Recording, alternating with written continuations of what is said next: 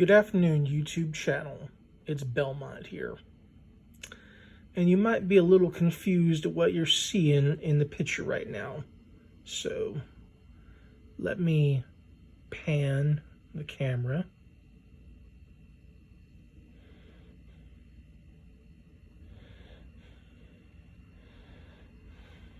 Very slowly to allow you to take it all in.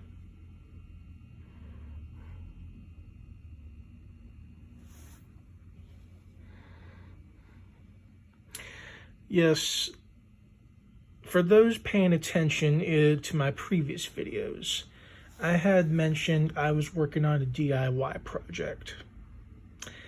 This is the completed sum. This is a slam fire, 12 gauge variety. And this was completed over a period of months because it took time to get the materials,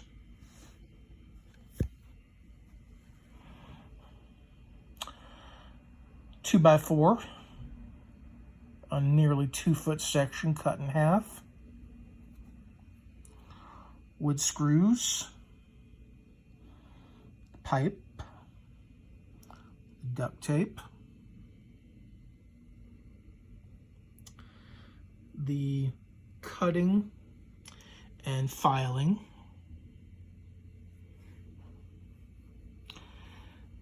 and here's a couple of accessories that I've had for a long time.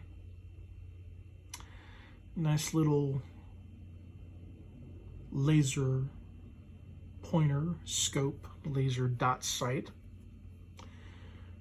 Good for airsoft, but also will adhere to anything for rail, but this doesn't have a rail on it, so I might end up improvising, like always.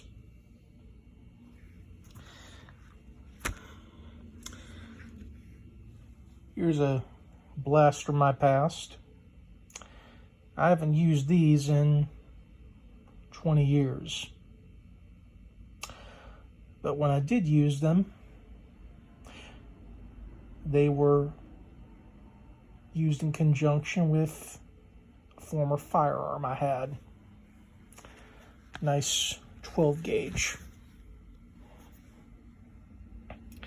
Now, unfortunately, in many people's lives, they're forced to have to give up and or sell their weapons, or they lose them. I had to sell my shotgun.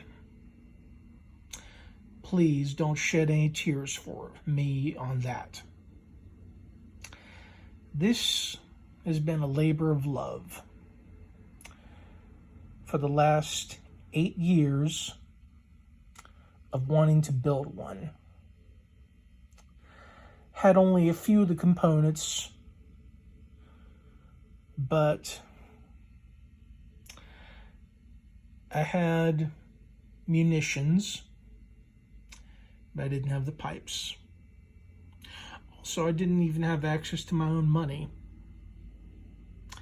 I had a two-faced toxic ex who was blowing every dime I had every month and leaving me hot, high, and dry, if you know that expression. So, the search or the quest for this started officially back in June when I went to my local Ruhr King, and the first time I was in there a year previous, they had the pipe that I was looking for, but I hesitated on buying it. So, I'm going to go through these pieces for you. This, at the top, is a 3/4 inch pipe. This right here is a 1 1/4 inch. This is all galvanized steel pipe here. So just for those who do read upside down. This is galvanized steel. I had to use a little JB weld, a metal screw, which I had to file down into a nice rounded point. Set it into the back here. Thread. Tighten. I applied wood screws to my wooden frame or my stock to hold this up originally in place. I had originally bought metal pipe fasteners, but they proved to be, well, not long enough for me to tighten all the way around. So I was a little hasty, but only wasted $4. I also only had to use a JB weld one time. I paid $5 for that and still have plenty left. So I make use of the additional items I bought, and they'll go towards other projects. Now, obviously, I wanted to make this the dangerous black tactical, because we all know a tactical shotgun is black, right? And yes, what you're seeing is strong weather-resistant duct tape. So, also for any of those out there who played the video game series Fallout, then I'm sure some of you could appreciate this as well. You could call this my apocalypse survival tool. And if successful in the long run, I will likely try and make myself a .22 caliber variety as well, using steel brake line and a wooden frame.